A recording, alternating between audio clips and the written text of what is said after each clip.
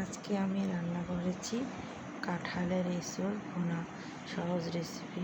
নতুন রাঁধুনি যারা আছেন তারা এইভাবে কাঁঠালের এঁচোড় রান্না করে খেয়ে দেখবেন, বেশ স্বাদের হয়। মাংসকেও হার মানাবে এই এঁচোড় ভুনা।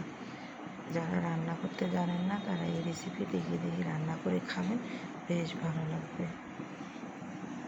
তো আমি দেখুন কতটা সুন্দর হয়েছে আর জুসি হয়েছে এই কাঁঠালের এঁচোড় ভুনা। তো প্রথমে আমি কিছুটা কাঁঠাল কেটে নিয়েছি, তারপর গরম পানি বসিয়ে দিয়েছি। গরম পানির মধ্যে লবণ আর হলুদ দিয়ে ফুটিয়ে নিয়েছি। তারপর দিয়ে দিয়েছি কিছু কেটে রাখা কাঁঠালগুলো। তারপর 80% সিদ্ধ হলে পানি ঝরিয়ে নেব। পানি ঝরানো হয়ে গেলে আমি একটা ঝুড়ির মধ্যে রেখে দেবো ঠান্ডা হওয়ার জন্য। তারপর কড়াইতে বসিয়ে দেবো কিছুটা সরষের তেল দিয়ে দেবো পেঁয়াজ কুচি দিয়ে দারচিনি, এলাচ, বড় এলাচ, আদা বাটা, রসুন বাটা আর একটু পানি দিয়ে মশলাটা ভালোভাবে কষিয়ে নেব। রান্নার আসল স্বাদ হয় মশলা কষানোর মধ্যে।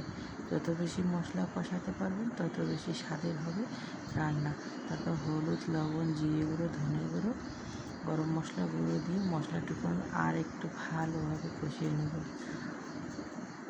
কষানো হয়ে গেলে দিয়ে দেবো সিদ্ধ করে রাখা কাঁঠালগুলো।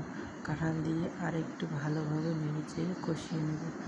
এভাবে কষাতে কষাতে যখন পানি শুকিয়ে যাবে তারপর আরেকটু ঝোলের পানি দিয়ে যদি মশলাটা মাখা মাখা হয় তারপর একটা ঢাকনা দিয়ে ঢেকে রেখে দেব। দেখুন কতটা সুন্দর কালার হয়েছে আমার এঁচোড়ের তরকারি। ভাত, গরম রুটি, পরাটা যার সঙ্গেই খান না কেন বেশ ভালো লাগবে এভাবে এঁচোড় রান্না করে। কেউ যদি এঁচোড় কাটার রেসিপি দেখতে চান কীভাবে কাটবেন তাহলে আমাকে